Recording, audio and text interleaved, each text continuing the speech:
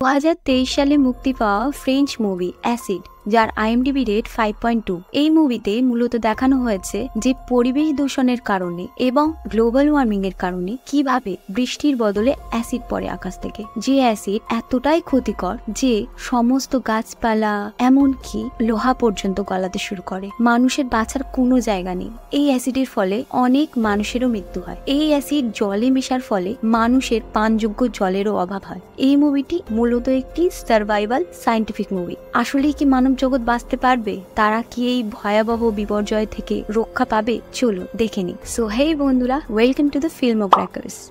গল্প শুরু হচ্ছে ফ্রান্সে, যেখানে আমরা একটি ভিডিও ফুটেজ দেখতে পাচ্ছি।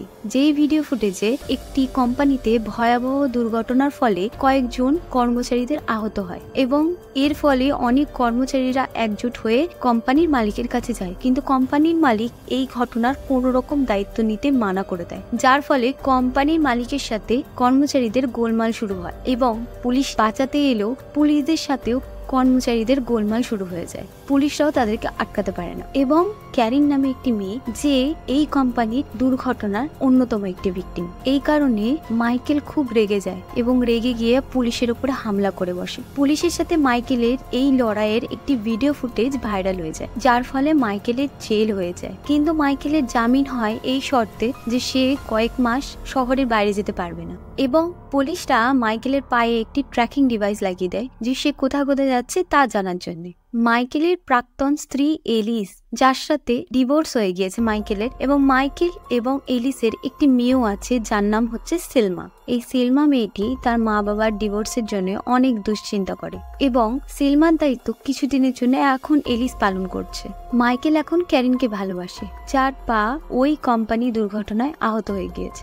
সেলমা এখন বোর্ডিং স্কুলে থাকে। সেলমার হর্স রাইডিং করার খুব শখ। একদিন সেলমা হর্স রাইডিং ক্লাসে যায়। সেখানে গিয়ে দেখে কয়েকজন বাচ্চারা তার বাবার পুলিশকে মারার যে ভাইরাল ফুটেজ সেইটা নিয়ে হাসি ঠাট্টা তামাশা করে। তার জন্য সেলমার অনেক রাগ হয়। এর ফলে সেলমা অনেক রেগে যায় এবং তাদের মধ্যে একজনের মুখে ঘোড়ার গোবর লাগিয়ে তাদেরকে অপমান করে। এরপরে সেলমার মা এলিসকে ডাকা হয়। এলিস তার ভাই বেরিসের সাথে আসে প্রিন্সিপালের কাছে। প্রিন্সিপাল তাদেরকে বলে সেলমার বাবার যে ভিডিও ফুটেজ ভাইরাল হয়েছে, যার ফলে তার এত নাম বদনাম হয়েছে, এই কারণে অন্যান্য বাচ্চাদের মা বাবারা একদমই চায় না সেলমা এই বোর্ডিং স্কুলে থাকুক, কিন্তু তবুও তোমার ভাই বেরিসের জন্য এখনো পর্যন্ত সেলমাকে এই স্কুল থেকে বার করেনি। সেলমা এখন অনেক দুঃখী এবং বিরক্ত বোধ করতে লাগে এবং সেলমা তার মা এলিসকে বলে যে সে আজ রাতে তার বাবার কাছে থাকবে। মাইকেলের কাছে আসার পরে সেলমা একটি নিউজ চ্যানেলে একটি নিউজ দেখে যে গ্লোবাল ওয়ার্মিং এবং পরিবেশ দূষণের কারণে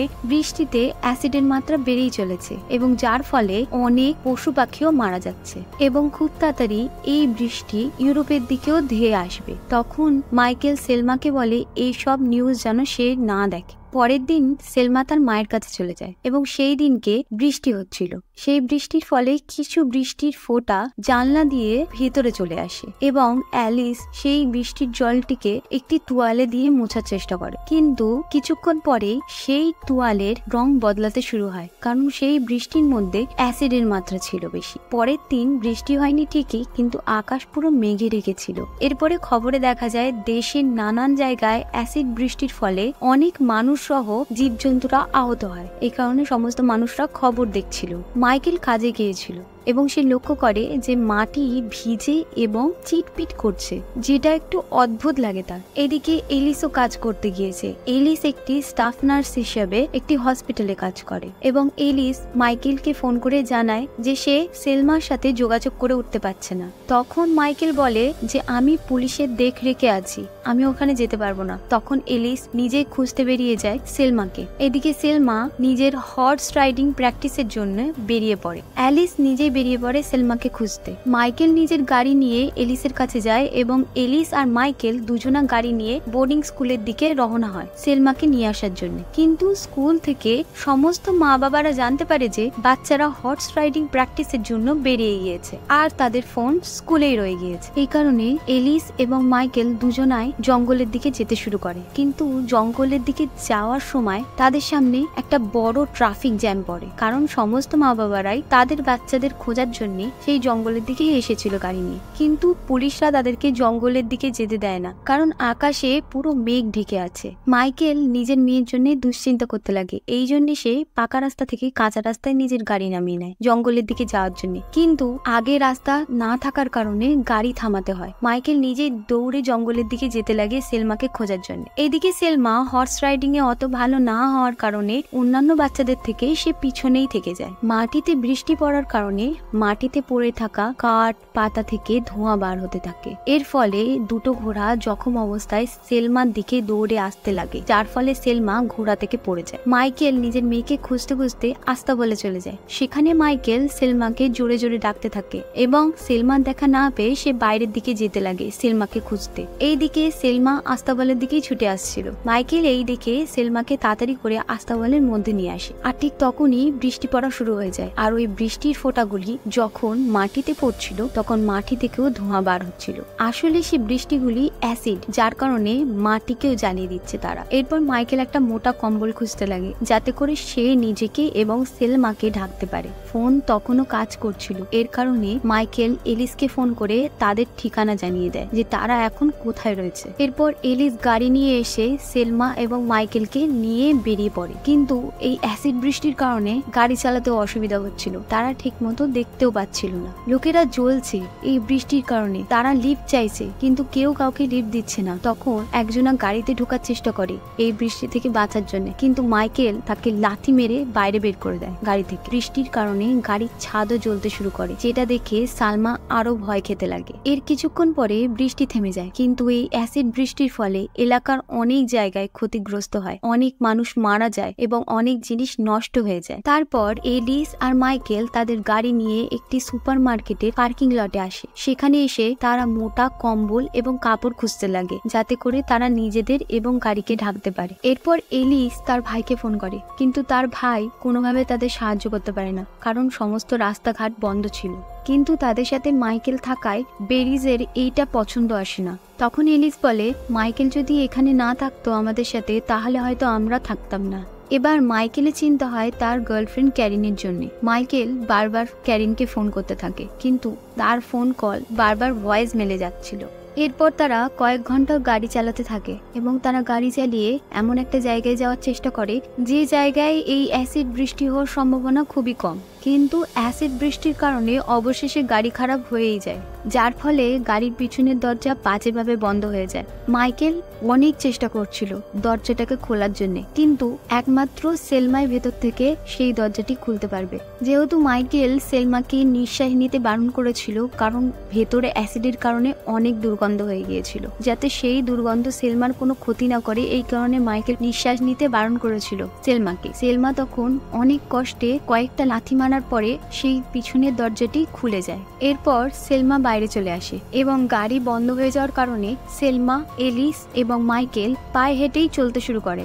চলতে চলতে তারা কয়েকটা বাড়ির সামনে এসে পৌঁছায় এবং সেই বাড়ির মধ্যে ঢুকে তারা দেখে যে সেখানে বার্থডে পার্টির আয়োজন করা ছিল, কিন্তু যারা এই বার্থডে পার্টির আয়োজন করেছিল তারা মনে হয় এই বার্থডে পার্টি সেলিব্রেটি করতে পারেনি। সেই ঘরের মধ্যে একটি বিড়াল ঢুকে পড়েছিল যে একটি মরা ইঁদুরকে খাচ্ছিল। তখন সেলমা সেই বিড়ালটিকে ধরার চেষ্টা করে। তখন মাইকেল সেলমাকে বারণ করে বিড়ালটিকে না ধরতে, কারণ হয়তো সেই বিড়ালের লোমে অ্যাসিড থাকতে পারে, যার কারণে সেলমার ক্ষতি হতে পারে। এরপর মাইকেল কোনো প্রকারে কেরিনের সাথে যোগাযোগ করতে পারে এবং তারা এইটা দেখে স্বস্তি পায় যে দুজনাই সুরক্ষিত রয়েছে। তখন ক্যারিন বলে যে সমস্ত রোগীদের একটা অন্য লোকেশনে নিয়ে যাওয়া হচ্ছে। এরপরে সিগন্যাল চলে যায় এবং কল কেটে যায়। এরপর মাইকেল যখন জল খাওয়ার জন্য ট্যাপ খোলে তখন তার একটু সন্দেহ হয় যে এই জলটা আদৌ সুরক্ষিত কিনা, তাই জন্যে সে একটা পাত্রে সেই ট্যাপের জলটি নিয়ে বিড়ালকে খেতে দেয়। সেভাবে যদি বিড়ালটি খেয়ে সুস্থ থাকে তাহলে এই জলটি তাদের জন্য সুরক্ষিত, কিন্তু যদি এই বিড়ালটার কিছু হয়ে যায় তাহলে এই জলটিতে অ্যাসিডের পরিমাণ রয়েছে, যেটা তাদের জন্য সুরক্ষিত নয়। সেলমা এটা দেখে খুবই বিরক্ত বোধ করে এবং রেগে যায় যে মাইকেল একটা নিরীহ বিড়ালকে নিজের চারা বানিয়ে তাকে এইভাবে মৃত্যুর দিকে ঠেলে দিচ্ছে। এই কারণে সেলমা বিড়ালের কাছ থেকে সেই জলটিকে নিয়ে বেসিনের মধ্যে ফেলে দেয়। তারা ফ্রিজের মধ্যে কিছু জলের বোতলও পায় যেটা তাদের পান করার যোগ্য। মাইকেল ওখানে কয়েকটা ফয়েল ফাইল পায়, যেটা সে নিজের জুতোর নিচে লাগানোর চেষ্টা করছিল, যাতে করে জুতোকে গলে যাওয়া থেকে বাঁচানো যায়। এরপরে মাইকেল দেখে যে পাত্রে সে ট্যাপের জলটা রেখেছিল সেই পাত্রটি বাজেভাবে গলতে শুরু করে দিয়েছে। তখন মাইকেল বুঝে যায় যে সেই ট্যাপের জলটি তাদের জন্য মোটেও সুরক্ষিত নয়। অবশেষে মদ ছাড়া তাদের কাছে কোনো কিছুই পানীয় যোগ্য বেঁচে থাকে না, আর এই পার্টির জন্য কিছু নিয়ে আসা খাবার ছাড়া। তারা উত্তরের দিকে যাওয়ার চিন্তা ভাবনা করছিল, যেখানে সম্ভবত এই ক্ষতিকর অ্যাসিড বৃষ্টির প্রভাব হয়তো কম। তখন সেলমা বলে পায়ে হেঁটে মনে হয় এতটা পথ অতিক্রম করা সম্ভব নয়। এরপর এলিস বলে তার ভাই বেরিজ এখন সুরক্ষিত জায়গায় আছে, কাল সকাল হলেই সে গাড়ি নিয়ে চলে আসবে তাদেরকে বাঁচাতে, এই কারণে চিন্তা করার কোনো দরকার নেই। তখন মাইকেল রেগে গিয়ে এলিসকে বলে তাহলে আমাকে ফোন করার কি দরকার ছিল যখন তোমার ভাই বেরিজের উপরই এতটা ভরসা তোমার। এরপর সকাল হলে তারা আবার পায়ে হেঁটে নিজেদের যাত্রা শুরু করে। তখন বৃষ্টি হচ্ছিল না, এর ফলে সবাই পায়ে হেঁটেই যাচ্ছিল। আস্তে আস্তে যত সময় যাচ্ছিল রাস্তায় ততই ভিড় বাড়তে শুরু হচ্ছিল। সেখান থেকে তাদেরকে বার হওয়ার জন্য একটা সেতু পার হতে হবে, কিন্তু সেই অ্যাসিড বৃষ্টির কারণে সেই সেতুটি এতটাই দুর্বল হয়ে গিয়েছিল যে একসাথে অনেকগুলো মানুষ সেই সেতুর উপরে ওঠা সম্ভব ছিল না। এই কারণে মিলিটারির লোকরা কিছু কিছু মানুষদের সেই পুলটিকে পার করার জন্য ছাড়ছিল, কিন্তু ভিড়ের কারণে এলিস তার পরিবার থেকে বিচ্ছিন্ন হয়ে পড়ে। আর ঠিক সেই সেতুটি পার হওয়ার মুখেই সেই সেতুটি ভেঙে পড়ে যেতে লাগে। তখন এলিস এবং অন্যান্যরা আবার ফিরে আসতে থাকে। যখন এলিস আবার ফেরত আসার চেষ্টা করে তখন লোকের ভিড়ের মধ্যে সে ফেসে যায় এবং অনেক লোকের ভিড়ের কারণে রেলিং ভেঙে এলিস জলের মধ্যে পড়ে যায়। আর জলের মধ্যে অ্যাসিড থাকায় এলিসের পুরো গা জ্বলতে থাকে। সেলমা তার মা এলিসকে বাঁচানোর জন্য প্রাণপণে ছুটে যায় জলের দিকে, কিন্তু সেলমা সেখানে পৌঁছানোর আগেই এলিস মারা যায়। মাইকেল সেলমাকে কোনো প্রকারে পিছনের দিকে টেনে নিয়ে চলে আসে এবং এলিসের এই ঘটনাতে মাইকেল এবং সেলমা দুজনাই খুব কষ্ট পায়। এরপর আগে যাওয়ার কোনো রাস্তা না থাকায় মিলিটারিরা তাদের সবাইকে বেসমেন্টে নিয়ে আসে। তখন মাইকেল ক্যারিনকে ফোন করে জানায় যে এলিস মারা গিয়েছে। সেখান থেকে মিলিটারিরা তাদেরকে ট্রাকে করে নিয়ে যাওয়ার বন্দোবস্ত করে। তখন মাইকেল কোনো প্রকারে সেলমাকে রাজি করায় কেরিনের কাছে ইউনিভার্সিটি যাওয়ার জন্য। তারা সবাই মিলিটারিদের ট্রাকে করে জঙ্গলের মধ্যে দিয়ে যাচ্ছিল, কিন্তু হঠাৎই মিলিটারিরা তাদেরকে ট্রাক থেকে নামার নির্দেশ দেয়, কারণ সামনে রাস্তা ব্লক ছিল। এই কারণে তাদেরকে পায়ে হেঁটেই সেই জঙ্গলটি পার করার নির্দেশ দিয়েছিল মিলিটারিরা। যখন তারা পায়ে হেঁটে জঙ্গল পার হচ্ছিল তখন মিলিটারিরা লাল ধোঁয়া দেখিয়ে সতর্ক করছিল যে বৃষ্টি আসতে চলেছে, যাতে করে তারা তাড়াতাড়ি করে সেখানে পৌঁছে যায়। কিন্তু সেলমা অনেক দুর্বল এবং ক্লান্ত হওয়ার কারণে সেলমা তাড়াতাড়ি করে যেতে পারছিল না। মাইকেল তখন সেলমাকে সাহস দেখানোর কথা বলে, কিন্তু তখনই মেঘ চমকাতে শুরু করে এবং বৃষ্টি পড়তে শুরু করে। বৃষ্টি শুরু হয়ে যায়। তখনই মাইকেল একটা বাংকার দেখতে পায়। মাইকেল কোনো প্রকারে রাস্তা তৈরি করে সেলমা আর মাইকেল সেই বাংকারের মধ্যে ঢুকে পড়ে, আর মাইকেল অন্ধকারের মধ্যে পড়ে যায়। চলতে চলতে তারা বাংকারের বিপরীত দিকে চলে যায়। সেখানে বৃষ্টি হচ্ছিল না, কিন্তু মাইকেলের পায়ে চোট লেগেছিল। তারা চলতে চলতে একটা নির্জন শহরে পৌঁছে যায়, যেখানে মাইকেল রাস্তার মধ্যেই অজ্ঞান হয়ে পড়ে যায়।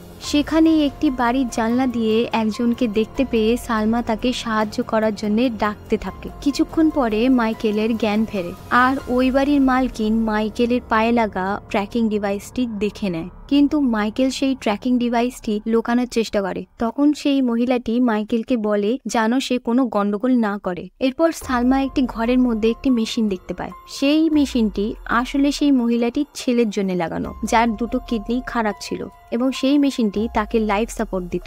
তখন সেই মহিলাটি সেলমার কাছে তার মায়ের সম্বন্ধে জানার চেষ্টা করে, কিন্তু সেলমা কিছু না বলে চুপচাপ থাকে। এরপর কেরিন মাইকেলকে একটা ভয়েস মেল পাঠায়, যাতে সে বলে যে সে 5 ঘন্টার মতো একটি টানেলের মধ্যে ছিল এবং কালকের মধ্যে সে ইউনিভার্সিটি হসপিটাল পৌঁছে যাবে। সেলমা মাইকেলকে বলে যে সে কেরিনের কাছে যেতে চায় না, সে তার আঙ্কেল বেরিজের কাছে থাকতে চায়। তখন মাইকেল সেলমাকে বলে এখন থেকে তুমি আমার সাথেই থাকবে। খাবার খেতে খেতে মাইকেল একটু রুডলি ভাবে সেই মহিলাটিকে বলে যে তুমিও তোমার ছেলেকে নিয়ে অন্য কোথাও চলে যাও, কারণ তোমার ঘরের দেওয়াল এখন আস্তে আস্তে কমজোর হতে শুরু হয়েছে। তখন সেই কথাটি শুনে সেই মহিলাটির ছেলে অনেক ভয় করতে লাগে লাগে। রাতে বৃষ্টি শুরু হয়ে যায় এবং ঘরের নানান দিক থেকে সেই অ্যাসিড বৃষ্টি ঢুকতে থাকে। মাইকেল আর সেলমা বেসমেন্টের দরজা জোরে জোরে ধাক্কা দিতে লাগে যাতে করে মা ছেলেকে ওঠানো যায়, কিন্তু সেই মা আর ছেলেটি কোনো রকম কোনো কিছুই শুনতে পায় না। আর বেসমেন্টের মধ্যে সেই অ্যাসিড বৃষ্টি জমা হতে থাকে।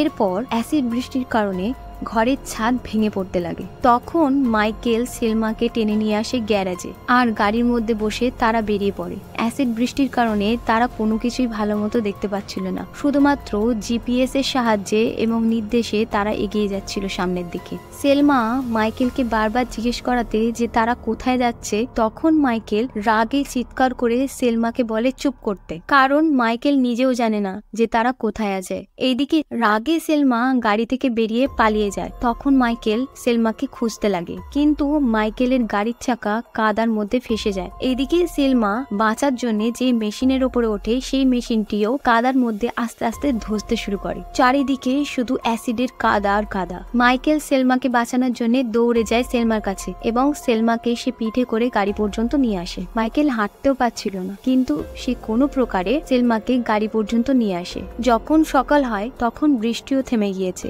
এদিকে মাইকেলের পুরো পা জ্বলে গিয়েছে এবং সে অজ্ঞান হয়ে গিয়েছে। তখনই সালমাকে মিলিটারি রেস্কিউ টিম দেখতে পায়। তারা সেলমা এবং মাইকেলকে চিকিৎসা ব্যবস্থার জায়গায় নিয়ে আসে। সেলমা সেখানকার একটি মিলিটারি কর্মচারীদের কাছে বেঁচে যাওয়া লোকেদের কথা জানতে চায়, কিন্তু বেঁচে যাওয়ার লিস্টের মধ্যে সেলমা তার মামা বেরিজের নাম খুঁজে পায় না। এইদিকে ক্যারিনের নাম সে মৃত ব্যক্তিদের তালিকায় পেয়ে যায়। সেলমা তার বাবা মাইকেলের কাছে যায়। তখন মাইকেল সেলমাকে জিজ্ঞেস করে কেরিনের সম্বন্ধে। তখন সেলমা মাইকেলকে বলে কেরিনের সম্বন্ধে কোনো খবর এখনো পর্যন্ত পাওয়া যায়নি, মনে হয় কেরিন হসপিটাল পর্যন্ত পৌঁছাতে পারেনি। এই কথা শুনে মাইকেলের চোখ থেকে জল গড়িয়ে পড়তে থাকে। এরপর সেলমা মাইকেলের বুকের উপরে মাথা রেখে শুয়ে পড়ে এবং ভাবে যে তারা এখন থেকে একে অপরের পরিপূরক। So please do subscribe, like and comment.